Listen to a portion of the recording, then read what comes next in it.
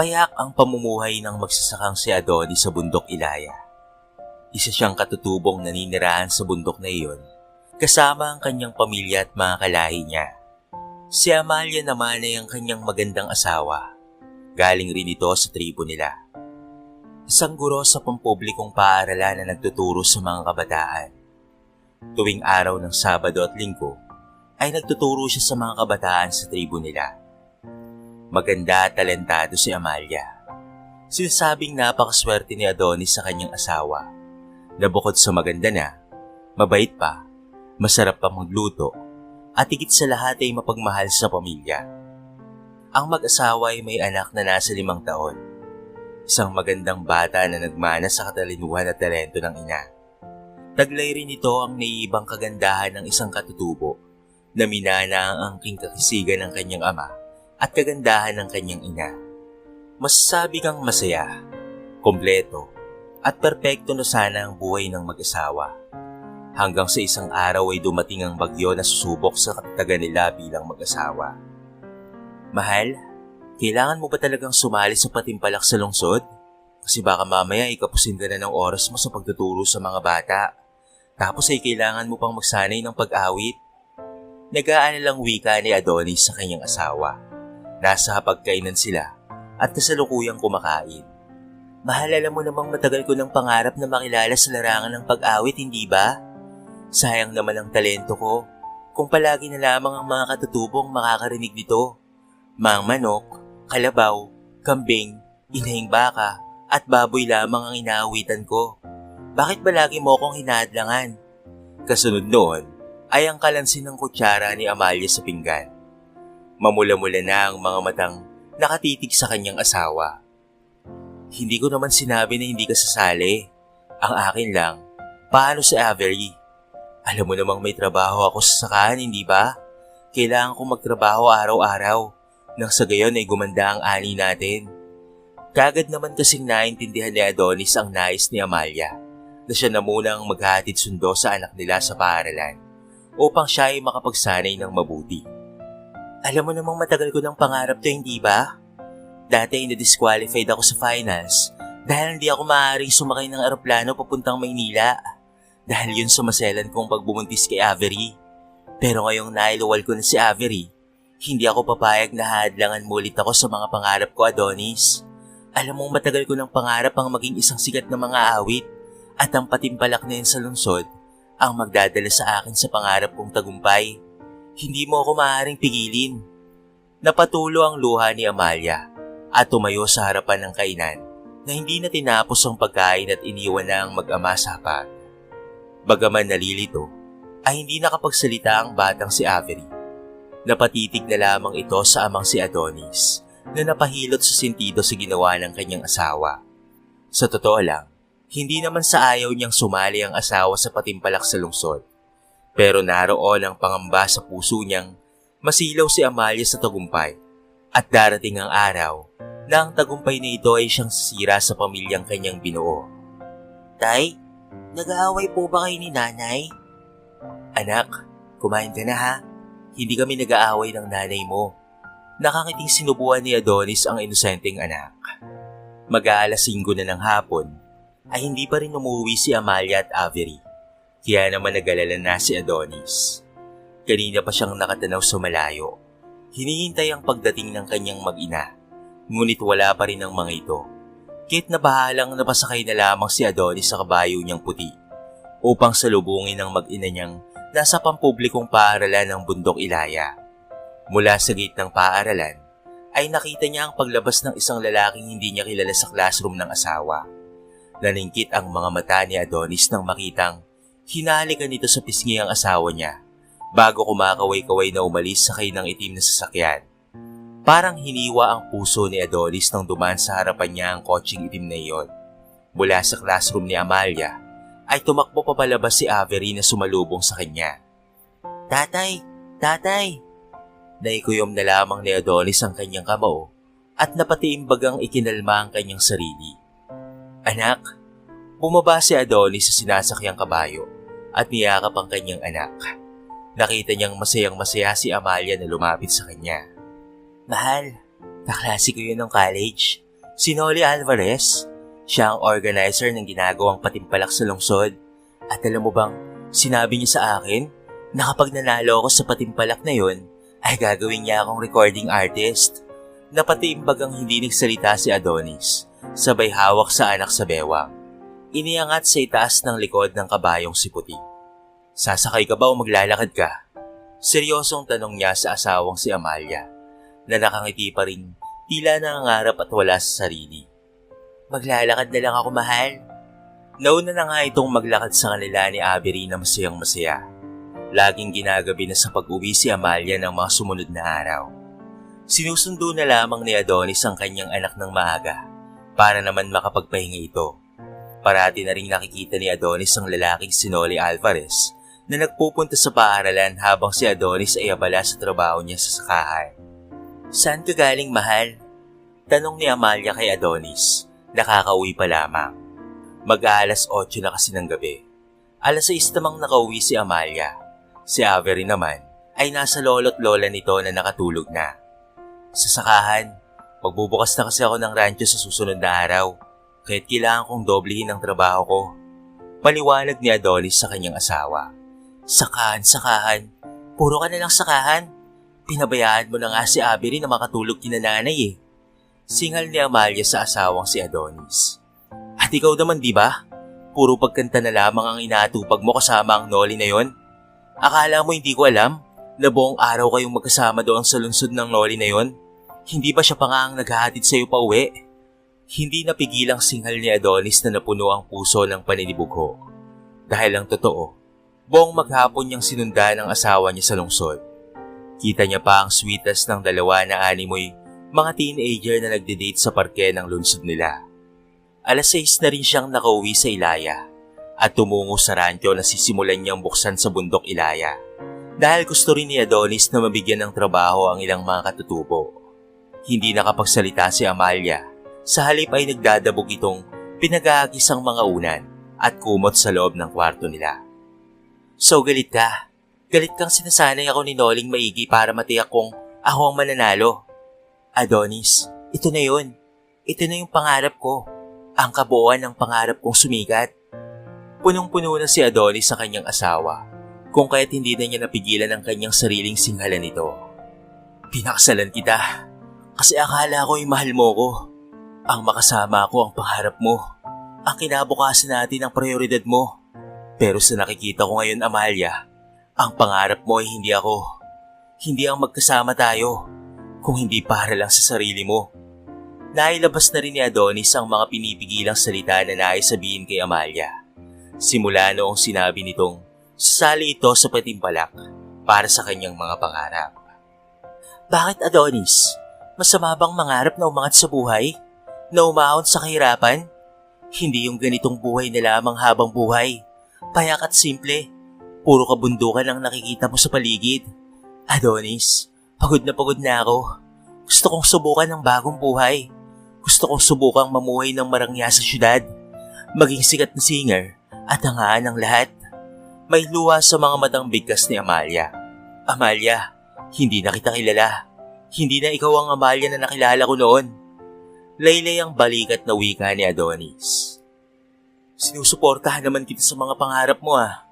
Narito naman ako lagi sa iyong nakasuporta. Mahal, ayoko lang talagang palagi kayong magkasama ni Noli na yon. Mahal, magtiwala ka sa akin. Kaya nating umangat sa buhay sa pamamagitan ng pagsisikap ko para maibigay ko sa inyo ni Avery ang lahat ng pangangailangan nyo. Pagsusumamo ni Adonis na niyakap si Amalia, ngunit itinulak lamang siya nito. At papaanong magsisikap ka ha? Yung pagrarancho? Ano ka ba? Kailan pa, Adonis? Kung pumuti na ang buhok natin? Hindi mo ako mapipigilan sa pangarap ko, Adonis. Inis na pumasok sa kwarto si Amalia at pabalyang isinara ang pintuan. Dumating na ang araw ng patimpalak sa lungsod. Ang araw na kinakatakutan ni Adonis, kung saan ay maaaring masira ang pamilyang kanyang iningatan at binuo. Tinatanaw niya sa malayo ang kanyang asawa na kumakanta sa entablado. Tunay nga itong magaling at may angking talento.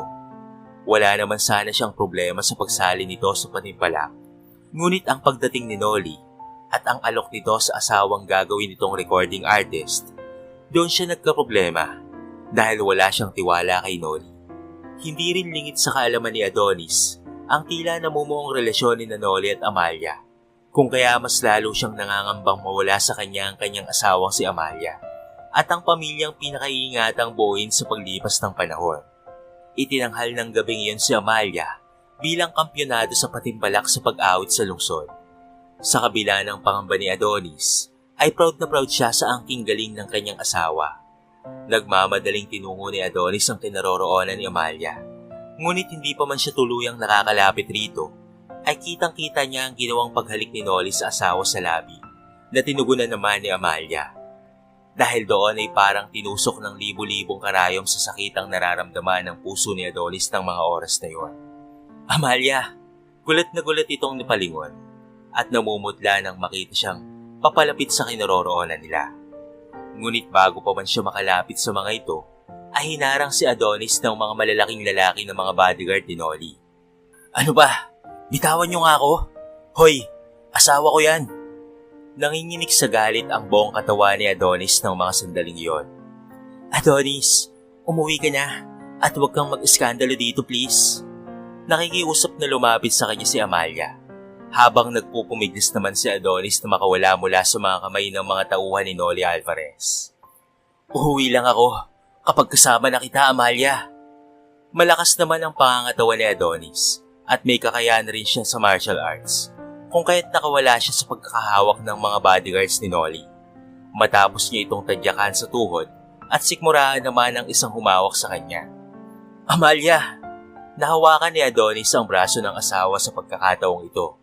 Ngunit natigilan na lamang siya nang isang dulo ng baril ang itinutok ni Noli sa sentido ni Adonis. Bitawan mo si Amalia, magsasaka. Isa ka lang mahirap at amoy lupang magsasaka na hindi kayang ibigay kay Amalia ang mga pangarap niya sa buhay. Kaya't layuan mo na si Amalia dahil simula ngayon, ako na ang mag-aalaga sa kanya upang makamit niya ang kanyang tagumpay. Parang binuhusan ng maraming yelo ang katawan ni Adonis sa narinig na sinabi nitong si Noli. Ininsulto at tinapak-tapakan nito ang kanyang pagkatao. Amalia, umuwi na tayo, mahal ko. Pausang boses na pakiusap ni Adonis sa kanyang asawa. May kung anong hapdi ang nararamdaman ni Amalia sa mga oras na yon, habang nakatitig sa asawa niya. Ngunit hindi maaaring bitawan ni Amalia ang pagkakataong ito, dahil baka ito na ang huling pagkakataon upang makamtan niya ang kanyang mga pangarap. Bitawan mo ako, Adonis. Patawarin mo ako pero sa pagkakataong ito, mas pipiliin ko ang pangarap ko. Malungkot na saad ni Amalia habang umaambon ang mga matang nakatitig sa kanya. Mahal, paano ako? Paano si Avery? Paano na ang pamilya natin? Amalia, huwag mong gawin sa akin to. Sabihin mong nagbibiro ka lamang, Amalia. Garalgal ang boses ni Adonis na hindi mapigilan ang pagpatak ng mga luha. Patawarin mo ako, Adonis. Nakapag-desisyon na talaga ako. Mas pipiliin ko si Noli at ang pangarap kong sumikat. Maghiwalay na tayo. Halos panawa ng ulirat si Adonis sa mga salitang sinabi ni Amalia. Kung kanina tinusok ng libo-libong karayom ang puso niya, ngayon naman ay halos pinagtatataganan nito ng matalim na kutsilyo ang puso niyang duguan na. Amalia, alam kong nagbibiro ka lang. Mahal ko. Hindi totoo yan, mahal. Mahal na mahal kita, Amalia. Alam ng Diyos kung gaano kita minamahal. Kaya tigilan mo na to. Umuwi na tayo. At hinihintay na tayo ni Avery. Akmang hablutin niya sana ang braso ni Amalia nang tumama sa mukha niya ang kamao ni Noli. Kasunod noon ay ang sunod-sunod na tadyak, sipa at umatikabong kamao ng mga bodyguards ni Noli ang natanggap nitong si Adonis. Umalis ka na, Adonis, ano ba? Sigaw ni Amalia nang makitang pinagtutulungan na ang asawa niyang bugbugin ng mga bodyguard ni Noli. Noli, tara na. Ilayo mo na ako rito. Amalia, huwag mo akong iwan. Amalia! Amalia ang anak natin. Amalia, si Avery. Mawawalan ng nanay si Avery, Amalia. Walang pakialam na isa-isang itinulak ni Adonis ang mga bodyguard ni Noli upang sundan itong si Amalia na sakay ng itim na kotse ni Noli. Hilam na sa luha ang mga mata niya ng mga oras na yon na tumatakbong sinusundan ng kotse ni Noli. Amalia, Bumalik ka, mahal! Amalia! Amalia! Sigaw nito hanggang sa hindi nakita ni Adonis ang isang rumaragasang kotse ang humagip sa katawan niyang tumilapon sa gilid ng daan. Diyos ko, ano ba yun? Napasingap na lamang si Miss Lara Santillan nang mabangga niya ang isang lalaki. Hindi niya napansin ang biglaang pagtawid nito sa intersection dahil sa nakatuon ng mga mata niya sa hinahabol ng mga illegal loggers na nagawi sa restricted area ng lungsod nila. Isa siyang pulis na nagbabantay sa kalikasan, lalo na sa mga virgin forest ng lugar nila. Nagmamadaling bumaba sa kotse si Miss Lara at humingi ng tulong sa mga taong nasa paligid upang maisakay sa kotse niya ang taong nasagasaan niya. Lumipas ang ilang araw ay nakalabas na ng ospital si Adonis. Walang Amalia ang dumalaw sa kanya sa ospital. Tanging ang kanyang anak lamang na si Avery, kasama ang kanyang mga magulang na naroon. Nagulat na lamang siya nang pagdating nila sa bundok Ilaya ay naroon nakalinya sa labas ng bahay nila ang 3 sasakyang itim. Naroon si Amalia, nakaupo sa balkonahe ng bahay nila kasama nito si Noli. Nag-uumpukan rin sa labas ng bahay ang maraming bodyguards ni Noli Alvarez. Sa di kalayuan ay naroon ang mga katutubong katulong niya sa sinimulang rancho. Nanay! Sigaw ni Avery na tumatakbo papalapit sa inang si Amalia. Napahikbi si Avery na napayakap sa inang ilang araw nang hindi nakita. Anak, isasama ka ni Mama papuntang Maynila ha. Sige na, magbihis ka na doon. Excited na tumalima ang batang si Avery sa inutos ng kanyang ina. Excited siyang pumunta silang Maynila sa pag-aakalang buong pamilya silang pupunta ng Maynila. Hindi ako papayag na ilayo mo sa akin si Avery. Natigilan ang batang si Avery dahil sa kanyang narinig na galit na boses ng kanyang ama. Anak ko si Avery, kaya isasama ko siya. Hindi ako papayag na lalaki siya rito sa kabundukan na kagaya mong walang pangarap sa buhay at napakamangmang. Bulyaw rin ni Amalia. Ha? Walang pangarap sa buhay? Ang pangarap ko ay mapalaki ng maayos ang anak ko at maibigay sa kanyang pangangailangan niya na mapaaral siya hanggang sa makatapos siya ng kolehiyo at hindi maging kagaya kung walang pinag-aralan. Pangarap ko lang naman na maging maayos ang ating buong pamilya. Nasisirain mo lang pala. Kung gusto mong umalis ng Ilaya, ay malaya kang umalis rito. Pero hindi mo maaaring ilayo sa akin si Avery. Namamaos na bulyaw ni Adonis. Ako ang ina ni Avery, kaya sa akin siya sasama dahil kaya kong ibigay ang lahat ng pangangailangan niya. Mahubog at mahasa ang talentong meron si Avery, kaya sa akin siya sasama. Naiiyak na bulyaw ni Amalia na akmang papasok na sa bahay, ngunit hinarang ito ni Adonis at itinulak. Ito ang unang pagkakataon na pinagbuhatan siya ng kamay ni Adonis. Umalis ka na. Kung ayaw mo sa pamilyang to, umalis ka na lang.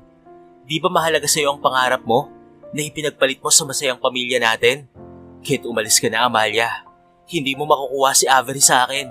Sa pagkakataong ito, ay makikipagpataya na siya kung kukunin ni Amalia sa kanya ang pinakamamahal niyang anak. Avery anak, sumama ka kay nanay. May hinahong wika ni Amalia nang makita si Avery na sumilip sa nakaawang nilang pinto. Hindi po natin isasama si tatay sa Maynila. May nakaambang mga luha ang nagbabadyang tumulo sa inosenteng mga mata ni Avery. Dahil sa unang pagkakataon, ay nakikita niyang nag-aaway ang mga magulang niya. Bagaman ay ilang araw na siyang nangungulila sa inang si Amalia, ay hindi niya tinanong ang kanyang ama dahil baka sa mukha ni Adonis ang sakit na nararamdaman ng walang muwang na si Avery. Kahit na nakangiti itong nagpapaliwanag na may inaasikaso ang nanay niyang mahalagang bagay, kaya hindi umuwi sa kanila ng ilang araw. Doon ay naiintindihan niyang may problema ang mga magulang niya. Sa ilang araw na pananatili sa ospital, ay umaasa si Adonis at nagdarasal na sana ay matauhan rin si Amalia na makapag-isip itong mas mahalaga ang pamilyang binuo nila kaysa sa mga pangarap nito na nais na maabot. Hindi naman niya hinahadlangan kung nais nitong umawit at maging sikat na mga awit. Nakahanda siyang suportahan ang kanyang asawang si Amalia sa mga pangarap nito. Ang hindi niya lamang matanggap ay ang pakikipagrelasyon nito kay Noli Alvarez para makamit ang pangarap sa buhay. Avery, hindi natin pwedeng isama si tatay. Pero pwede naman nating dalawin si tatay dito sa Ilaya. Kaya anak, halika na, Avery. Nagpapahid ng mga luhang wika ni Amalia, habang halata sa mukha ni Nolly ang disgusto nito sa batang si Avery. Napapailing si Avery sa sunod-sunod na pagpatak ng mga luha. Napatakbong yumakap sa kanyang ama. Hindi ako sasama sa'yo. Ba't ka, nanay? Iiwan mo na kami ni tatay. Hindi ako sasama sa'yo. Dito lang ako sa Ilaya kasama si tatay. At sina nanang at sina tatang. Luhaan ang mga mata ni Avery na mahigpit na yumakap sa paanan ng kanyang ama. Kaya't kinalong ito ni Adonis sa mga bisig at pinugpog ng halik. Anak, hindi tayo maghiwalay ha. Hindi mo iiwan si tatay kahit anong mangyari. Si Avery lang ang kayamanang merong si tatay kaya hindi mo ko iiwan, prinsesa ko, hindi ba? Buong pagsuyo at pagmamahal na wika ni Adonis sa kanyang anak. Ibinao naman ni Avery ang mukha sa malapad na dibdib ng kanyang amang si Adonis. Habang patuloy ang paghikbi, parang isa-isang ibinabao ng mga punyal sa pusong ama ni Adonis sa mga nangyari. Hindi niya kailanman naisip na darating ang araw na ito sa buhay nilang mag-asawa na mawawalan ng kinikilalang ina si Avery sa batang edad nito. Si Amalia ay isang napakabait na dalagang laki sa Ilaya. Nabuo ang pag-ibig sa mga bata nilang puso noon na inilagaan nila ng ilang taon bilang magkasintahan hanggang sa natigil sa pag-aaral si Adonis dahil sa kahirapan ng buhay, habang si Amalia naman ay nagporsiging makapagtapos ng pag-aaral kahit sa hirap ng buhay nila. Sa bawat pangangailangan noon ni Amalia sa kolehiyo ay hindi nawawala ang suporta ni Adonis mula sa pag-aalaga niya kay Amalia hanggang sa pinansyal. May kinikita naman siyang sapat na halaga para matustusan ang pag-aaral ni Amalia na galing sa kinikita niya sa sakahan at sa mga hayupan niyang masipag niyang inaalagaan sa araw-araw. Sa madaling salita, si Adonis ang nagpaaral kay Amalia sa kolehiyo dahil matatanda na ang mga magulang nito at mayroon na ring sakit si Nanang Anita at hindi na sapat ang kinikita para mapag-aral si Amalia sa kolehiyo. Anak, halika na. Sumama ka na kay Mama Avery. Lalong lumakas ang pagpalahaw na iyon ni Amalia na nakikiusap sa anak ngunit mas lalong humigpit ang pagkakayakap ni Avery sa kanyang ama. Adonis, akin na ang anak ko. Anak ko si Avery. Kaya't dadalhin ko si Avery. Nagkagulo ang lahat nang dumating si Tandang Pasyo na ama nitong si Amalia. Naiwenosiwas ang dalang itak sa harapan ng mga bodyguard ni Nolly na noon ay nakangising humarap sa matanda. Itay, sigaw ni Amalia. Ang kapal ng mukha mong bata ka na bumalik pa rito matapos mong pagtaksilan si Adonis. Hindi mo pwedeng ilayo sa amin ang apo namin. Nakasunod rin kay Tandang Pasyo ang asawang si Anita na lumuluha at puno ng panunumbat na umarap sa anak ni si Amalia. Wala kang utang na loob, Amalia. Nakalimutan mo na bang si Adonis ang nagpaaral sa iyo sa kolehiyo? Hindi kami nagkulang ng pangaral sa iyo bilang mga magulang mo. Nakakahiya ka. Kaya't umalis ka na, Amalia. At wag ka nang bumalik rito sa Ilaya. Wika ni Nanang Anita sa kanyang anak na walang utang na loob. Oo, hindi na ako kailanman babalik pa sa walang kwentang lugar na ito. Yung mga tao rito ay walang mga pangarap at walang maabot sa buhay. Pero hindi ako aalis dito kung hindi ko kasama ang anak ko. Nolly, dadalhin natin si Avery. Humihiyaw na wika ni Amalia sa kabit niyang nababagot ng kakapanood sa kadramahan ng mag-asawa. Guards, kunin niyo na yung bata. Utos ni Nolly sa mga naglalakihang mga bodyguards niya. Kaagad na kumilos ang mga ito. Mabilis ang kilos ni Adonis na itinakbo ang anak na si Avery sa likod ng bahay at ibinigay ang anak sa tatang at nanang niya. Inay, itay, ilayo niyo po ang anak ko. Sigaw ni Adonis nang papalapit na sa kanya ang mga bodyguards ni Nolly. Napatiimbag ang si Adonis na hinablot ang nakasabit niyang shotgun na ginagamit niya sa paghahunting ng mga ligaw na lobo na nanlalapas sa kanyang mga hayupan. Inihanda ni Adonis ang shotgun at binalahan ng islag at ikinasa. Ang shotgun ni Adonis ay kayang pumatay ng malalaking toro, lalo na't pag malapitan. Kaya tatargetan niya kung sino man ang maunang lumapit sa mga ito. Hindi nila makukuha si Avery sa kanya. Dadaan muna sila sa ibabaw ng bangkay niya bago pa makuha ni Amalia si Avery. Nagulat na lamang si Adonis nang makita ang mga katutubong nasasakupan niya na pumuwesto sa harapan niya na may daladalang mga shotgun at itinoon sa mga bodyguard ni Noli na ngayon ay natigilan at napatras matapos bigyan ng isang katutubo ng warning shot mula sa hawak nitong shotgun. Si Adonis ang isa sa mga leader ng mga katutubo. Napakagwapo lang talaga ni Adonis at hindi halatang katutubo ito dahil naman na niya ang katangian ng isang inang half Ilongga at half Espanyola. Umalis na kayo rito. Kung ayaw niyong dumanak ang dugo niyong lahat dito sa bundok namin. Ikaw babae ka. Kung mas pipiliin mo ang mga pangarap mo kaysa sa amin ng anak mo, ay umalis ka na rito. Hindi kita pipigilan. Nakatiimbag ang nawika ni Adonis. Namamanhid na ang puso niya sa sakit na idinulot ni Amalia at nais niya na lamang na matapos itong lahat. Ayaw niya nang makita ang taksil niyang asawa. Hindi ako aalis dito hanggat hindi ko kasama si Avery, Adonis. Adonis, ibigay mo na sa akin ang anak ko. Umiiyak na wika ni Amalia na nagpupumiglas sa mga hawak ni Noli. Sinasabi ko na sa'yo, madadala mo lang ang anak natin kapag patay na ako. Maring wika ni Adonis.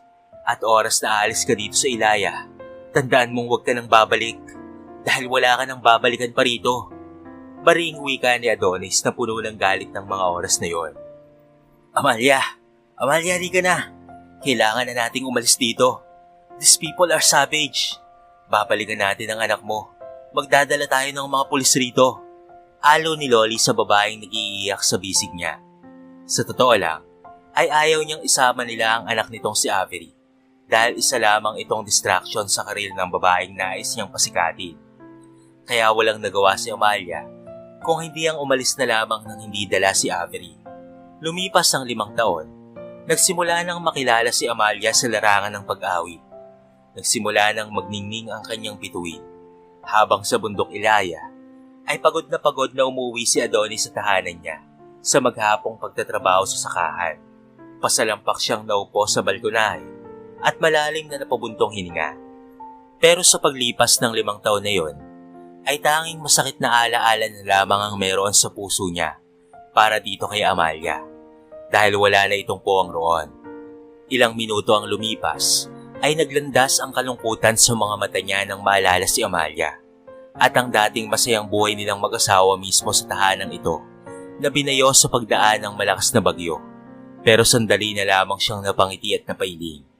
Napasinghap si Adonis nang maamoy ang masarap na aroma ng kapeng barako na nagmula pa sa kusina niya kaya't nagmamadali siyang pumanhik sa kanyang bahay. Naku ang prinsesa ko, usal niya habang tumungo sa kusina. Sigurado siyang nakahanda na ang kape niya sa mga oras na yon. Tatay, tingnan niyo po, ipinaghanda po kita ng kape. Marunong na po ako. Nakukuha ko na po ang tamang timpla mo. Masayang wika ng 10 taong gulang na si Avery. Naroon rin ang nanang niya na naghahanda ng mainit na sabaw ng tinolang native chicken. Hindi siya iniwan ng mga magulang at pati na rin ang kanyang biyanan. Lagi ang mga yong naroon kasama si Avery para sa mga oras ng kalungkutan niya. Sa paglipas ng 5 taon, ay unti-unting naghilom ang sugat ng kanilang kahapon ni Amalia. Wala na ang sakit, tanging panghihinayang na lamang at nagpasalamat na lamang si Adonis na meron siyang prinsesa na kailanman ay hindi umalis sa tabi niya. Matapos nilang magpirmahan ng annulment paper sa harapan ng abogado, ay hindi na muli pang nakita ni Adonis sa Amalia sa paglipas ng 5 taon.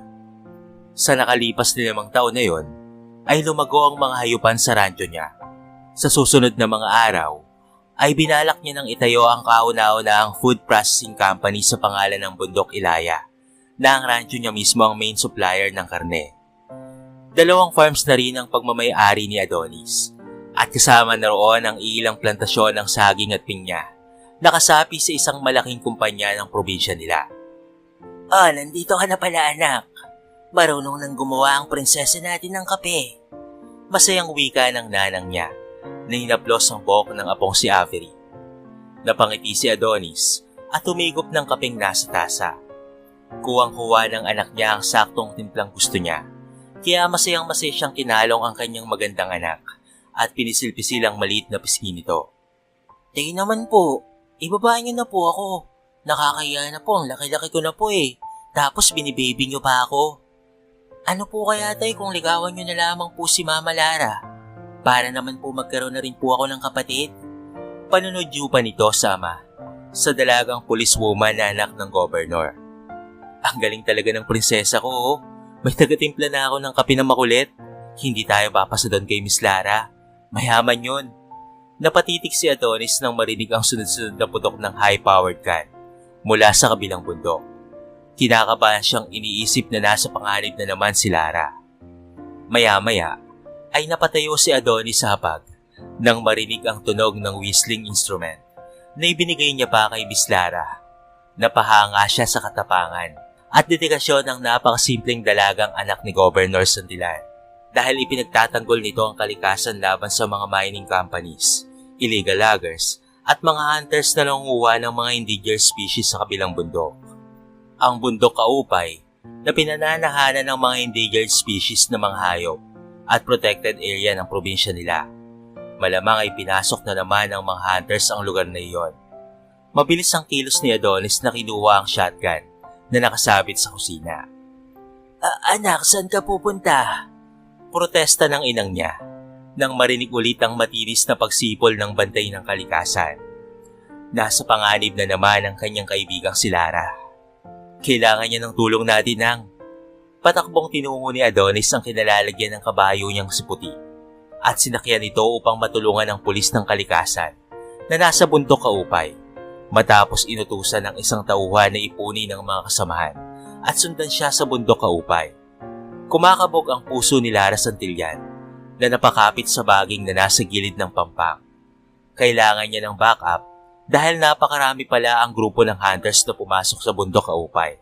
Akala niya nang rumispondi siya kanina ay kakayanin niyang mag-isa ang mga ito.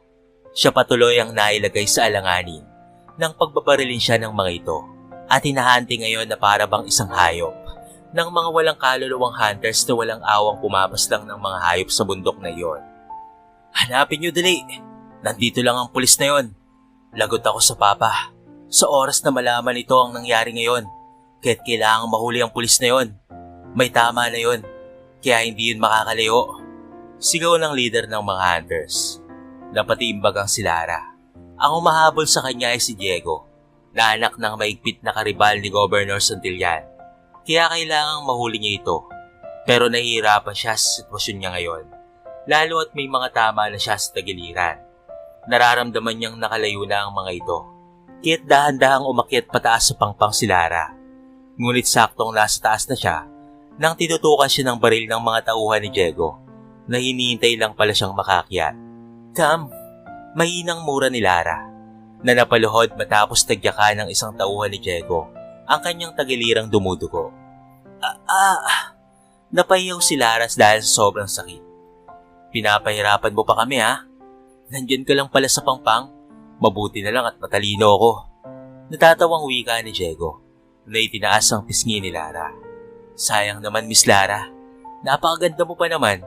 Tapos ang mga uod lang dito sa bundok Kaupay ang makikinabang sa kagandahan na yan. Dahil dito ka na lang malilibing ng buhay. Pakilamera ka kasi. Kung hinayaan mo lang sana kaming mga aso rito, di ka sana napahamak. Nagpupupuyos ang kalooban ni Lara sa mga pinagsasabi ng kumag na nasa harapan niya. Pero hindi pa siya nawawala ng pag-asang darating ang tulong mula sa kabilang bundok. Ang grupo nila Dato Adonis, nakasama niyang nagbabantay ng kalikasan sa bundok Kaupay. Naalala niya pa noong una niyang nakilala si Adonis sa Katutubo Festival na naganap sa probinsya nila.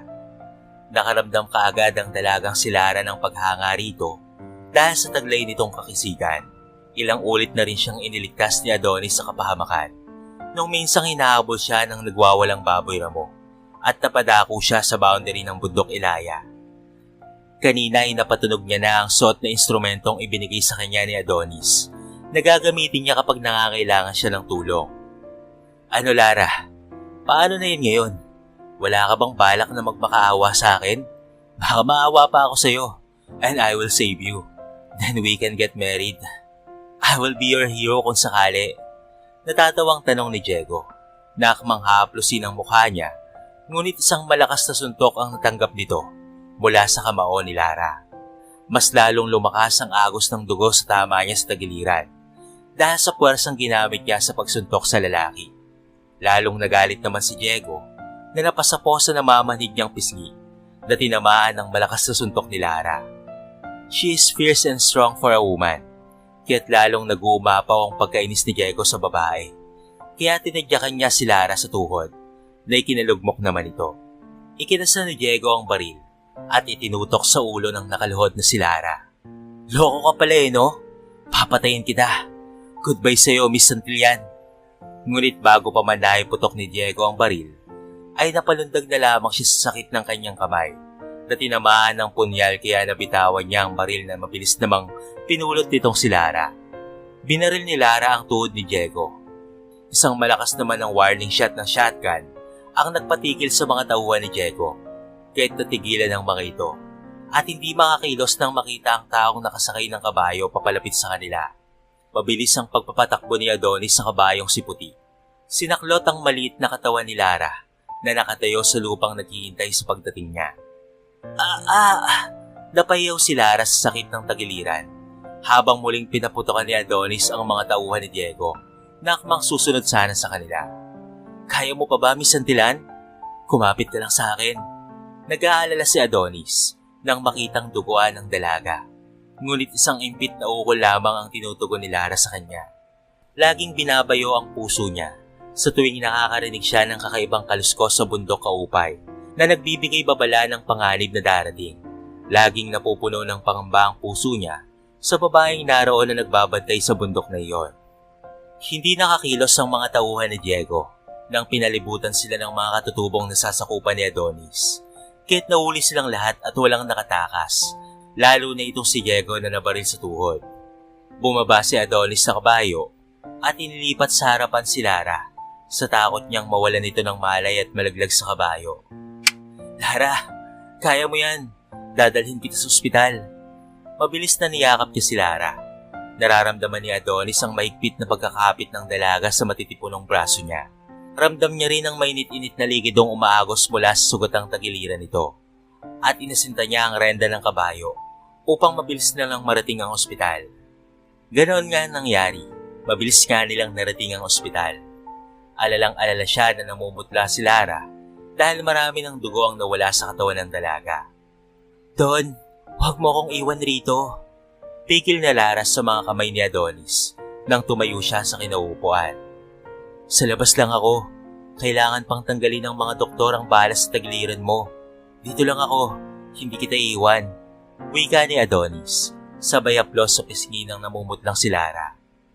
Sa kabilang banda, si Diego at ang mga kagrupo niya ay nasa kulungan na at nakaharap sa kasong paglabag sa Wildlife Resources and Conservation and Protection Act in the Philippines, Republic Act No. 9147. Pati na rin ang attempted murder. Nagising si Lara na hindi niya alam kung ano ang oras na. Nakaramdam na lamang siya ng gutom at napatingin sa lalaking nakatulog na nakayuko sa kama niya. Matamis ng ngiti ang sumilay sa labi ni Lara nang makita ang magandang tanawin ni Adonis. Napayapang natutulog. Talaga namang hindi siya iniiwan nito gaya ng pangako nito sa kanya kanina habang inaalis ng mga doktor ang bumaong balas sa tagiliran niya. Matagal na siyang may gusto sa lalaking ito. Pero tila nawala na yata ito ng interes sa mga babae dahil sa masakit na pinagdaanan nito sa buhay. Kaya't minabuti na lamang ni Lara na maging magkaibigan na lamang sila at sapat na sa kanya iyon na laging makalapit sa binata. Maging bahagi sa buhay nito bilang kaibigan at tumatay yung ina ng anak nitong si Avery. Bahagyang gumalaw si Adonis at napaunat nang makitang gising na si Lara. Kumabog ang puso ni Adonis sa paraan ng pagkakatitig sa kanya ng dalaga. Kanina ka pa ba gising? Kamusta na ang pakaramdam mo? Sabi ng doktor, hindi ka pa pwedeng kumain dahil kailangan ka pang obserbahan. Hindi ko na tinawagan si Gob dahil baka atakihin pa yun sa puso kapag malaman ang nangyari sa iyong pasaway ka. Natawa ang pagak na si Lara sa sinabi nitong si Adonis sa kanya. Ngunit natigilan siya dahil nakakunot ang noo ng lalaki na seryosong nakatitig sa mukha niya. Hindi ka ba talaga natatakot na mamatay ng maaga sa mga ginagawa mo, ha, Lara? Mahinang wika ni Adonis, ngunit may diin ang bawat salita nito. Lalong hindi nakatakas kay Lara ang pag-ingkas ng panga ni Adonis. Don, alam mo namang trabaho kong protektahan ang kalikasan, lalo na ang bundok kaupay. Protesta ni Lara. Dahil parang alam na niya kung saan tutungo ang usapang ito, ang tumigil na siya sa ginagawa niya at harapin ang mga negosyo ng mga magulang niya. Lara, hindi ko naman sinasabing huwag mong gawin ang trabaho mo. Ang akin lang, huwag kang basta-basta na lamang na sumusuong sa panganib. Nilalagay mo lagi sa kapahamakan ng sarili mo sa ginagawa mo. I'm just doing my job, Adonis. Ang ano? Ang inilalagay mo ang buhay mo sa peligro? Na inilalagay mo ang buhay mo sa bingit ng kamatayan, ha?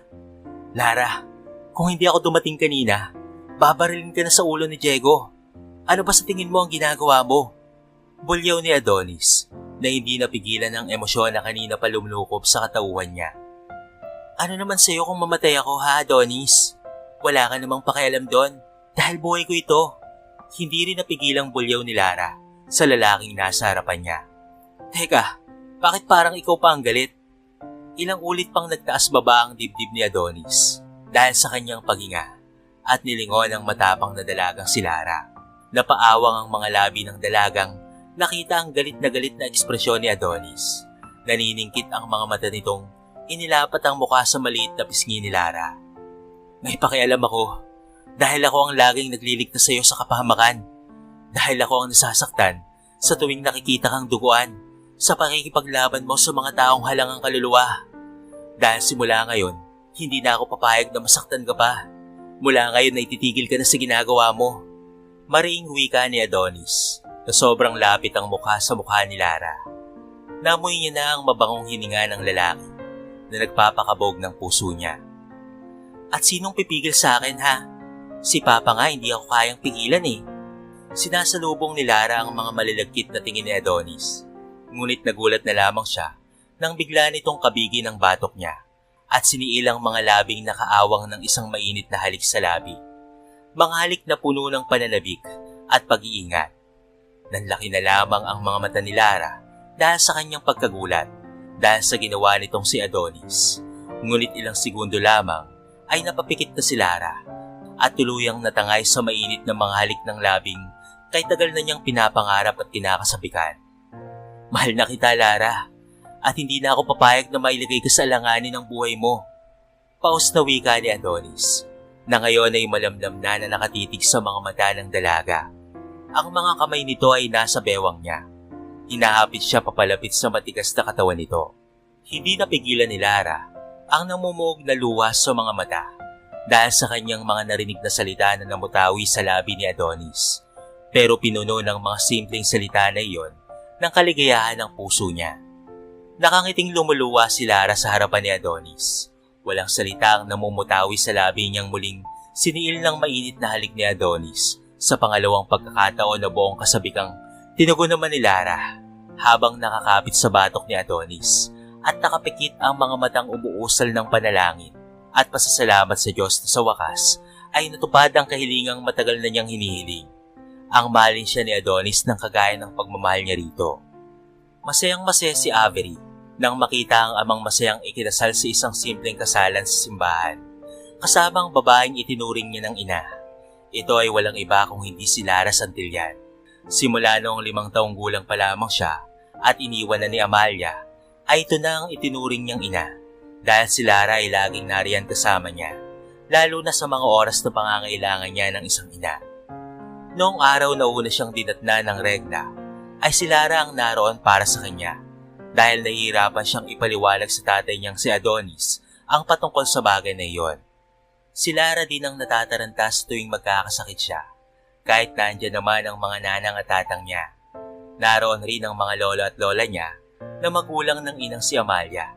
Kit nagpapasalamat siya kay Lara dahil rito ay nagamot ang pangungulila niya si inang si Amalia. Sa paglipas ng mga araw, ay sobrang masaya na ang buhay nila Adonis at Avery. Kasama nila si Lara na ngayon ay naging bahagi na sa pamilya nila. May bagong lolo na rin si Avery na gobernador.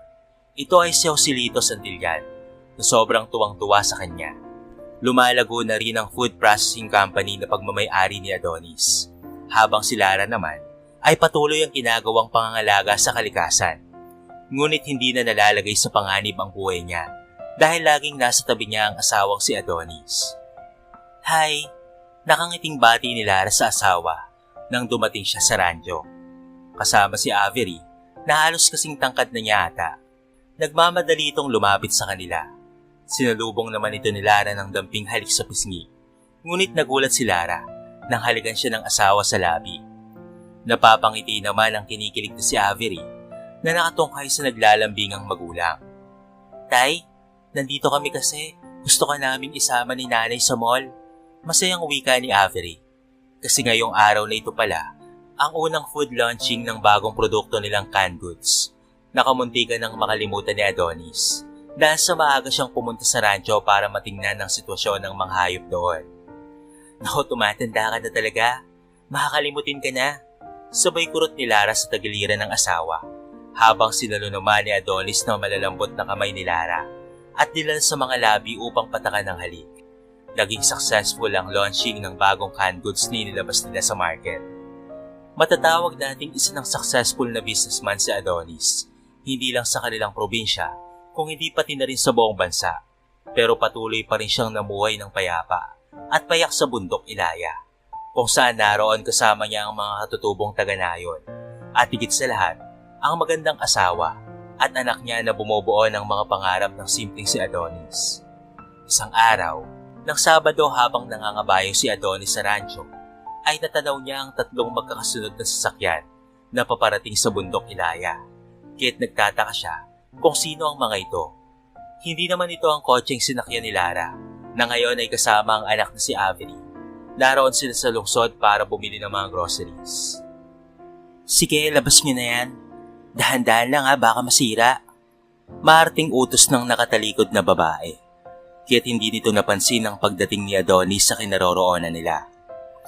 Kasalukuyan silang nasa tapat ng bungalow na bahay ni Adonis.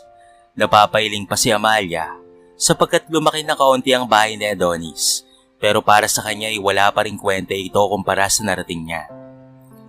Anong ginagawa mo rito? Napalingon si Amalia sa pinanggalingan ng baritonong boses na kilalang kilala niya, na ilang taon na niyang hindi narinig. Adonis? Mahinang usal niya sa pangalan ng lalaki. Napatanga siya sa lalaking napakagwapo pa rin na nasa harapan niya ngayon. Malayo na ang narating niya sa buhay. Isa na siyang sikat na singer sa ngayon at nakagawa na siya ng pangalan sa industriya ng pag-awit. Iniwanan niya si Nolly matapos makipag-iwalay rito. Ginamit niya lamang ang lalaki para sa pagsikat niya, kaya't naisipan niyang balikan si Adonis dahil sa ilang taong pag-iwalay nila. Si Adonis pa rin naman talaga ang laman ng puso niya. Halos wala itong pinagbago sa paglipas ng 5 taon. Kung hindi mas lalo pa itong naging matikas at mas lalo pang naging gwapo. Idagdag pa ang kagandahan ng katawan nitong nasa tamang hugis pa rin. Kaya't maluwa-luwa siyang lumapit kay Adonis at akmang yayakap na sana nang umilag ito. Kaya't muntikan pa siyang mapasubsob sa katawan ng kabayo. Adonis, miss na kita. Kayo ni Avery. Naiiyak na wika ni Amalia. Di ba malinaw naman ang sinabi ko sa'yo noon? Na hindi ka na pwedeng tumungtong dito sa Ilaya? Na huwag ka nang bumalik rito dahil wala ka nang babalikan? Mahinahong wika ni Adonis kay Amalia. Adonis, miss ko na kayo ni Avery. Kaya ako narito. At hindi na ako aalis, Adonis, pangako. Dinala ko lang lahat ng mga gamit ko rito. Magpapatayo tayo ng malaking bahay. Yung pangarap nating bahay, yung gusto mong itayo na food processing company, itatayo natin yon. Mahal, may pera na ako. Maraming pera.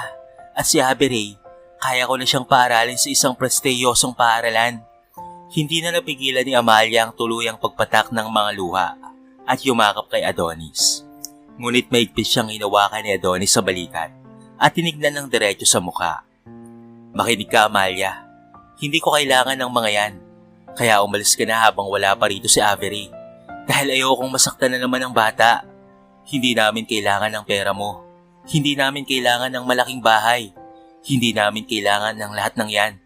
Dahil kaya kong abutin ang sarili kong pangarap.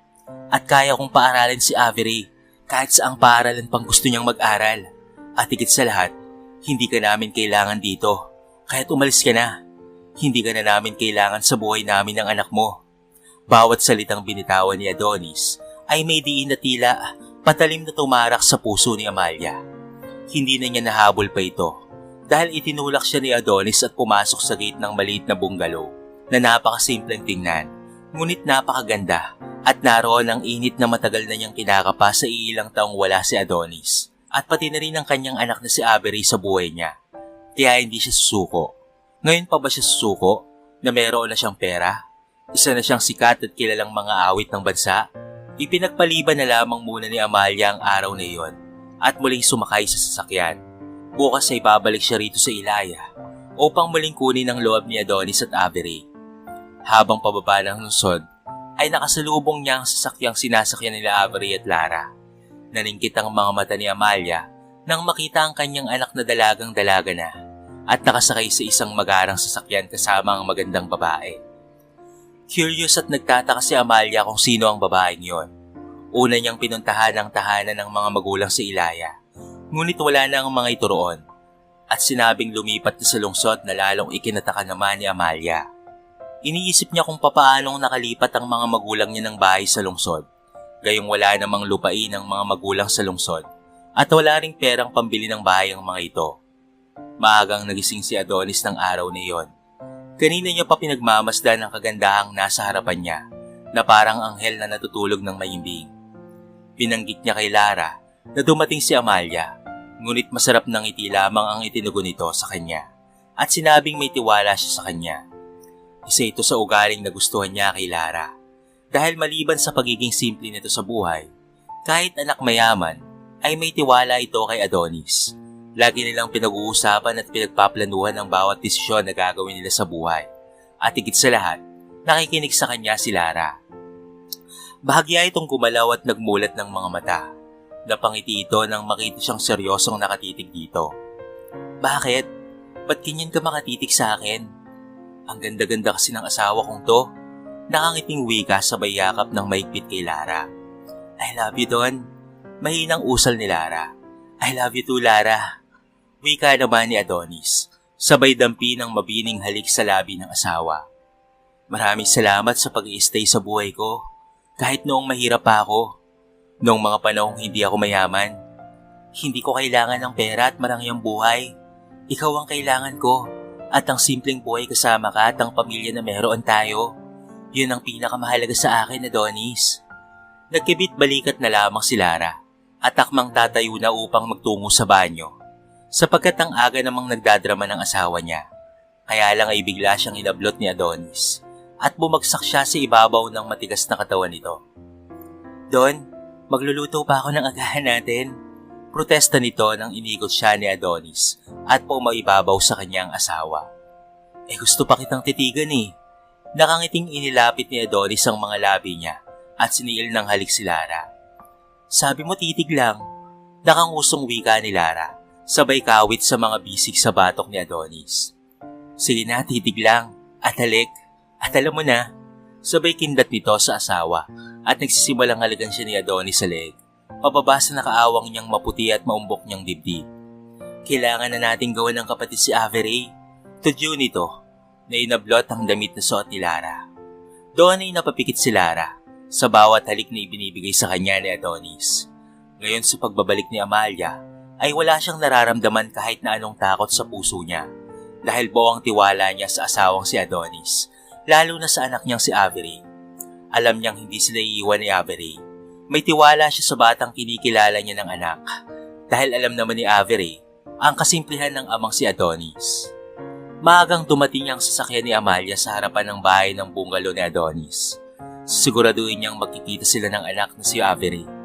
Linggo ngayon kahit walang pasok si Avery.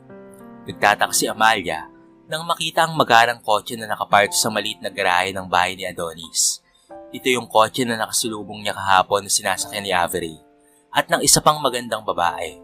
Kaagad na kumatok sa gate si Amalia. Ang ina ni Adonis ang nakapagbukas ng gate ng bahay. Amalia! Inang, nakangiting wika niya sa matanda.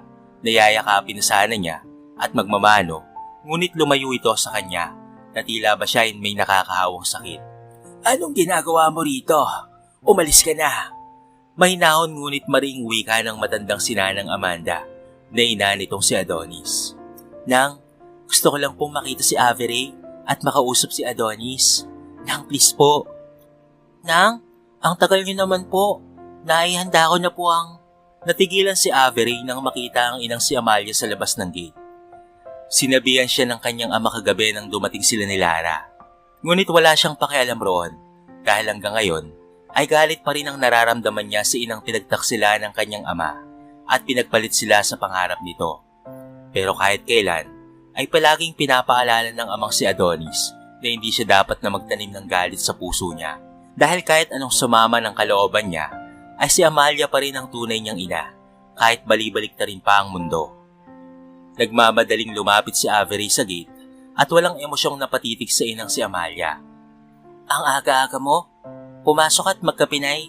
Wala kaming ibang may bibigay sa'yo rito maliban sa kaping barako. Pigil ni Avery na wag maiyak at singhalan ang ina.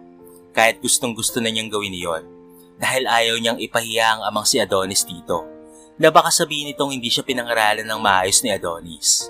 Sa loob ng bungalow house ni Adonis ay naroon sa salas ang mag-asawang Adonis at Lara. Pilyo ka talaga, pingot ni Lara sa tenga ni Adonis nang bigla siya nitong ninakawan ng halik sa punong tenga niya. Nasa salas na sila at nagkakape. Meron kasing kumatok ng maaga kahit pinuntahan na lamang ni Nanay Anita at Avery. Dahil lang naman sa kawala naman si Nanang. Natatawang wika ni Adonis na niyakap ang asawang bagong ligo mula sa likuran nito na humihigop pa ng kape. Kaya umarap si Lara sa asawa at ipinahigop niya ng kape na galing sa tasa niya. Ang sarap ng gawa ni Avery, hindi ba? Mas masarap tong labi ko. Tudyo ni Adonis na muling siniil ng halik sa labi ang napakagandang asawa habang hinapit ito sa kandungan niya. Kaya't maingat na inilapag ni Lara ang kape at tinugon ang matatamis na labi ni Adonis. Yun ang tagpong nakita ni Amalia pagpasok niya sa salas ng bahay na iyon ni Adonis. Isang tagpong tila sumasaksak sa puso niya ng ilang ulit. Teka, sino ka? At bakit mo hinalikan ng asawa ko? Hindi napigilan ni Amalia ang bunso ng damdamin niya nang makita ang magandang babaeng kasama kahapon ni Avery na nasa kandungan ngayon ng asawa niyang si Adonis habang ang mga matitipunong braso ni Adonis ay nasa bewang ng babae. Nagulat si Lara at takmang tatayo na sana sa kandungan ni Adonis nang pigilan siya ng asawa at maingat na itinayo. Tumayo rin ito sa tabi ni Lara at hinapit si Lara sa bewang. Adonis, sino ang babaeng yan? Nasasaktang wika ni Amalia. Siya nga pala. Ito nga pala ang napakaganda kong asawa na si Lara. Wala ka ng karapatang tawagin akong asawa mo, Amalia, dahil matagal na tayong hiwalay. Anong pinagsasasabi mo? Hindi ko pinakasalan si Nolly dahil babalikan kita isang araw. At nandito ako, Adonis. Nandito na ako. Tapos na ang relasyon natin, matagal na. Nagpermahan na tayo ng annulment papers at matagal na tayong tapos nung araw na umalis ka rito at sumama kay Nolly. Kaya't sinabi ko sa iyo ng malinaw na wala ka nang babalikan noong araw na umalis ka, hindi ba? Adonis, bumalik na ako. Nandito na ako kaya please, ayusin na natin to please. Mahal, may pera na ako at naabot ko na ang mga pangarap ko. Bahari na tayong maging masaya ngayon. Hiyaw ni Amalia. Pera lang ba talaga ang mahalaga sa'yo? Akala mo ba pera lang ang makapagpapasaya sa mga tao? Siguro oo sa mga taong kagaya mong mukhang pera. Hindi na napigilan pa ni Avery na sumbatan ng ina ng mga masasakit na salitang kay tagal na niyang kinikimkim. Kung kaya't umigkas ang mga kamay ni Amalia at dumapo sa pisngi ni Avery ang mga palad niya. Ano ba? Singal ni Lara. Hindi makapaniwalang sasaktan ni Amalia ang kanyang anak. Pumatak ang mga luha ni Avery na kanina pa nagbabantang pumatak sa mga mata niya. Kaagad niyang dinaluhan si Avery, ngunit nagulat na lamang si Lara nang bigla siyang hatakin ni Amalia at hinila ang mahabang buhok niya. Tinuruan mo ba ang anak ko na lumaban sa akin at barabarhin ako ha, babae ka? Inagaw mo na nga ang asawa at anak ko, ganyan ba ang ituturo mo? Walang hiya ka. Isang malakas na suntok ang tinanggap ni Amalia sa muka mula dito kay Lara. Sanay si Lara sa labanan kaya madali lamang sa kanya ang makatakas mula sa mga kamay ni Amalia. Wala akong inagaw sa iyo, babaeng mukhang pera. Iniwan mo ang pamilya mo, ngunit masaya na sila nung dumating ako sa buhay nila. Pinulot ko lamang ang isang napakagandang bagay na itinapon mo lang. Mali ba yun? Matapang na wika ni Lara kay Amalia, na ngayon ay nagpupupuyos ang damdamin at napasapo sa dumudugong labi na tinamaan ng suntok ni Lara. Hey, tama na yan Amalia. Umalis ka na lang sa pamamahay namin at huwag ka nang bumalik pa rito. Kalamanting wika ni Adonis na dinaluan si Lara habang hawak sa kamay si Avery. No Adonis, pag-usapan natin to. Hindi ako alis rito nang hindi tayo nagkakaayos. Hindi na napigilan ni Amalia ang nag-uumapaw niyang damdamin. Kay tagal niyang hinintay ang pagkakataong makitang muli ang kanyang pamilyang iniwan niya. Kay tagal na niyang inaasam-asam na balikan ang dating masayang pamilya at buhay nito. Kaya hindi siya makakapayag na may isang babae ang aagaw sa pagiging asawa niya kay Adonis at ina para kay Avery. Wala na tayong dapat pang ayusin Amalia dahil tinapos mo na ang sinira mong masayang pamilyang meron tayo noon at pinagpalit mo sa mga pangarap mo na nais mong abutin. Nakiusap ako sa iyo noon dahil maaari mo namang abutin ang mga pangarap mong kasama kami. Ngunit anong ginawa mo? Bumukas ang lungkot sa mukha ni Adonis. Ngunit nakatiimbagang itong humarap kay Amalia. Ininsulto mo ang pagkatao ko, ang kahirapan ko, dahil isa ako magsasaka na ikinakaya mo dahil mahirap lamang ang asawa mo. Ipinagpalit mo ako sa may kotseng lalaki na yon. Iniwan mo ang anak mong 5 taon pa lamang doon. Kaya wag na huwag mong sasabihin sa akin na ayusin natin to. Dahil matagal na tayong tapos. Noong araw na iniwan mo pa lamang ang bundok Ilaya, ay pinatay ko na ang pagmamahal ko para sa'yo. Noong araw na sinira mo ang pamilya natin, ay tinapos ko na ang lahat. Kalmadong wika ni Adonis, ngunit bawat salitang binibitawan nito ay tila patalim na humihiwa sa puso ni Amalia. Adonis, I'm sorry. Patawarin mo sana ako. Sa bawat araw na nagdaan sa tinatahak kong tagumpay, ay kayo ni Avery ang laging nasa isip ko. Sa lahat ng pagsubok na dinadaanan ko, ay kayo ang laging lakas ko. Sa lahat ng dagok sa buhay ko, ay kayo ang ginagawa kong inspirasyon. Ang mga masasayang alaala natin ang binahon ko upang marating ko ang rurok ng tagumpay. Patawarin mo sana ako kung naging marupok ako, kung nasilaw ako sa karangyaan. Nanginginig na wika ni Amalia habang hilam sa luha ang mga mata. Amalia, hindi ako galit sa'yo. Matagal na kitang pinatawad sa lahat ng ginawa mo sa akin. Pero hindi na natin pwedeng ibalik pa ang dati. Dahil iba na ang laman ng puso ko. Hindi mo na ito pag-aari pa. Adonis, maaari nating subukan ulit. Please Adonis, mahal pa rin kita. Pagmamakaawa ni Amalia kay Adonis. Amalia, huli ka na. Dahil masaya na ako sa piling ni Lara. Nung iniwan mo ko, sa araw na yun mismo ay pinatay ko na ang damdamin ko para sa'yo. Kaya nang mag-cross ang landas namin ni Lara, ay nakakita ko sa simpleng pagkatao niya. Isang babaeng nasa tuktok ng pedestal. Pero napakasimple na nagmamahal sa akin at tumatay yung ina ni Avery simula noong araw na iniwan mo kami. Natakot ako noong unang magtiwala kay Lara.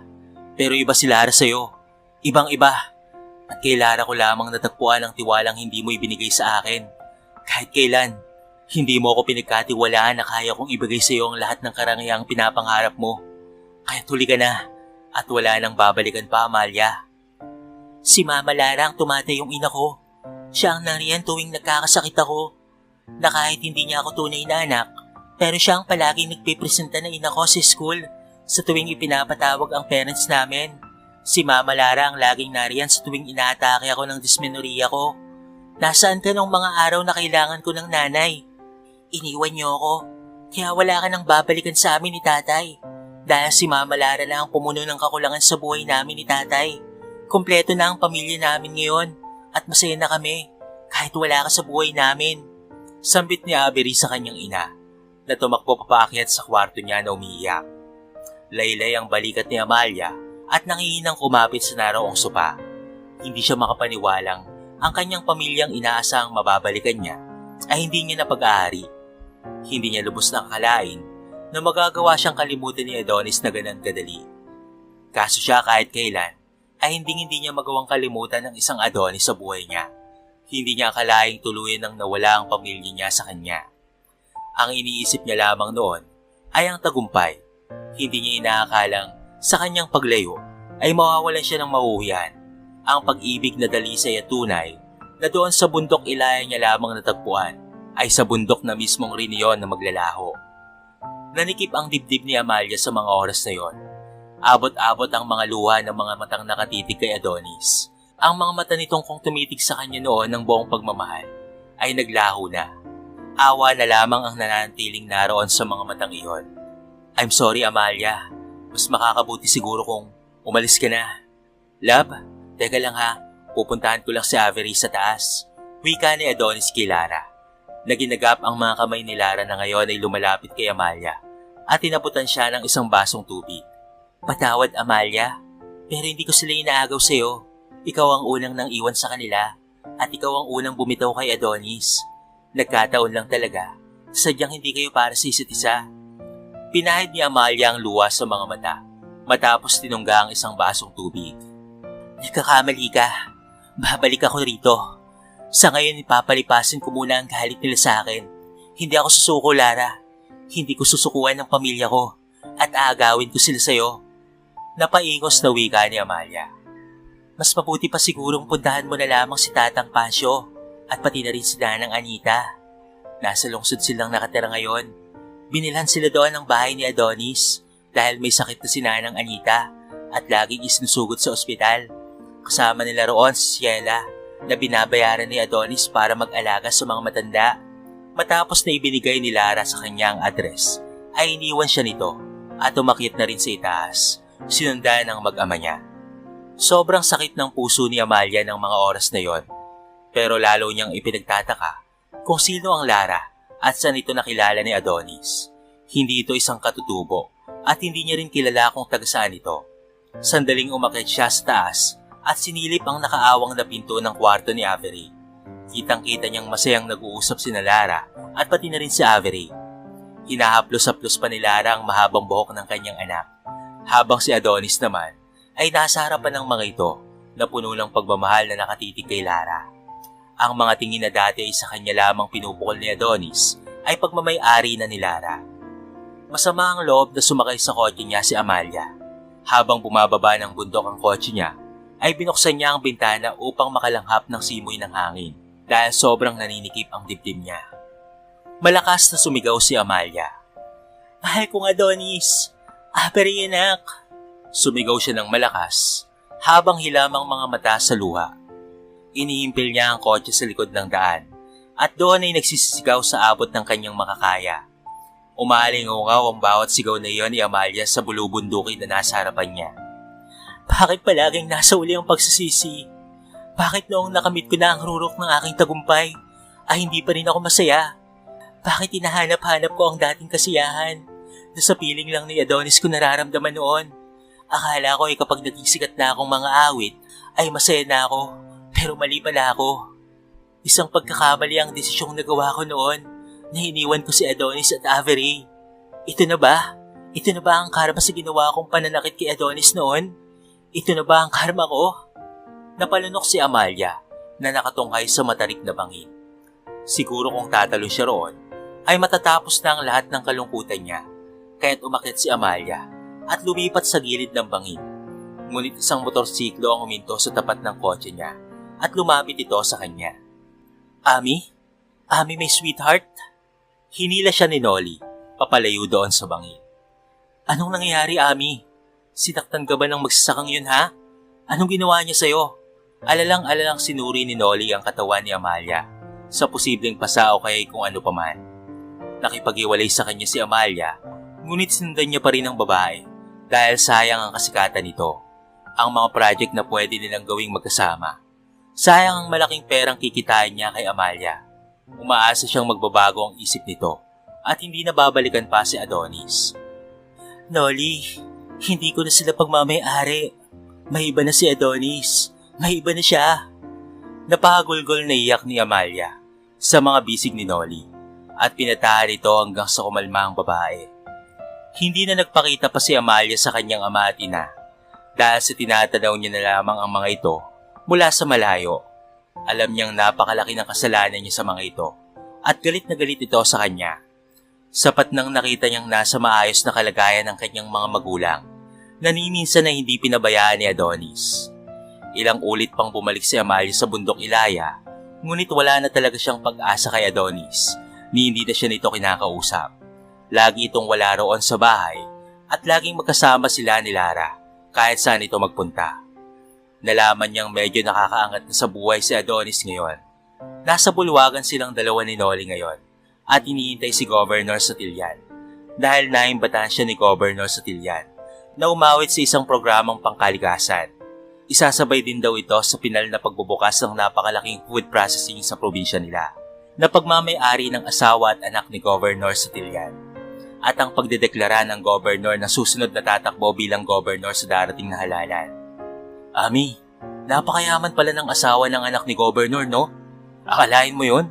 Pagmamay-ari niya pala ang napakalaking rentsuan sa probinsya nyo. Pati na rin yung malawak na taniman ng mga prutas. Grabe, ang bata-bata pa ng tao na yon, pero napakayaman na.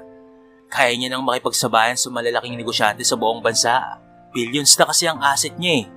Wala sa mood na tumango na lamang si Amalia sa mga sinasabi ni Noli. Pero malinaw na naririnig niya ang lahat ng iyon. Kitang-kita niya mula sa entrance ng bulwagan ang pagpasok ng napakamatikas na si Adonis. Nakakapit sa braso nito si Lara. May kung anong tinik na naman ang sumundot sa puso ni Amalia sa nakita. Anong ginagawa nila rito? Hey, son! Bulalas ni Governor Sotillan na tumayo sa kinauupuan at kinawayan sila Adonis at Lara. Namumutla si Amalia sa sinabi ni Governor. Kitang-kita niya kung paanong yumakap si Lara kay Governor at ganoon rin naman si Adonis na yumukod kay Governor Sotillan. Kaagad namang iginiya ni Adonis ang asawa at ipinaghila ng upuan. Salamat, love. May pleasure, love. Nakangiting wika ni Adonis na halatang hindi sila napapansin dahil na kay Lara ang atensyon nito. Ang pananalita ni Adonis na sa unang pagkakataon ay nagsasalita na ng Ingles. Teka, anong ginagawa ng isang magsasaka sa ganitong uri ng pagtitipon? If I were you, mas mabuti sigurong umuwi ka na lamang sa Ilaya at mag-alaga ka roon ng mga kambing at baboy mo. Nasa gayon ay magkapera ka naman. Noli, tigil ni Amalia sa lalaki. Nandito ka para sulitin ang asawa ko, no? O hilalaking taga-bundok. Akin na to si Amalia, no? Hey, what are you talking about? Bastos ka. Dad, palabasin mo na nga yung taong yan. Hindi na nakapagpigil pa si Lara nang marinig niya ang lahat ng pang-iinsulto ni Noli sa asawa niyang si Adonis. And you, dinuro ni Lara si Amalia. Pwede bang pagbawalan mong tumahol ang asawa mo dito? Hindi na babagay sa okasyon namin. I am so sick of your face na palagi na lamang kaming hinaharas, lalo na yung aso mo. Hinawakan ni Adonis ang kamay ni Lara at iginiya sa tabi niya upang ito ay maupo. Ayaw niyang magmukhang bastos ang asawa sa lahat. Iha, Lara, kumalma ka. Mr. Alvarez, baka nagkakamali ka. Adonis Fuentavella here is my son-in-law, and this is Lara, my only daughter. My son-in-law owns the biggest food processing company in our province. Siya rin ang pinakamayamang tao na nagpo-produce ng mga prutas dito sa ating bansa. Oo, magsasaka ang anak kong ito. Pero dati yon, 5 taon na ang nakakalipas, kaya't nagkakamali ka sa pang-iinsulto mo sa anak ko. Parang pinanawan ng kulay ang mukha ni Noli sa narinig, habang si Amalia naman ay wala sa sariling tumayo sa kinauupuan nang tawagin siya ng MC para sa number niya. Oras na ng pagkanta niya. Pumailalang ang malamyos na tugtugin sa bulwagan na iyon, pati ang malamyos na tinig ni Amalia habang nasisimula ng umawit. Pwede ba kitang maisayaw, magandang binibini? Nakangiting inilahad ni Adonis ang mga kamay. Nagpalakpakan ng mga tao habang pumapagitna sa bulwagan ng future governor ng probinsya na walang iba kung hindi si Dato Adonis Fuentavella, habang nasa bisig niya naman ang butihing asawa na si Lara Santillan. Bawat liriko ng kantang The Journey na inaawit nitong si Amalia ngayon ay tila punyal na tumatama sa puso niya. Hilam ang mga mata habang nakatitig sa dating asawang masaya na sa piling ng iba, habang ito siya nakasadlak sa tagumpay habang binabayo ng bagyo ng kalungkutan. Sa ating buhay, minsan ay nakakagawa tayo ng mga desisyong maaaring makasakit sa mga taong minamahal natin, mga desisyong babago sa ating mga buhay. Pero lagi nating tatandaan na sa bawat desisyon ay kaakibat noon ang mga consequences na maaari nating harapin sa dulo. Kaya't iwasan natin gumawa ng mga bagay-bagay na makakasakit sa mga tao sa ating paligid, lalo na sa ating pamilya. Laging iisipin na ang pamilya ay isang tahanan na ating uuwian, saan man tayo mapadpad at dalhin ang ating kapalaran. Ang pamilya ay isang banal na salita na siyang humuhubog sa bawat katauhan ng ating mga supling. Kung kaya ingatan natin ito at pakamahalin dahil walang katumbas na halaga ang higit sa salitang pamilya. Hanggang sa muli mga kaibigan.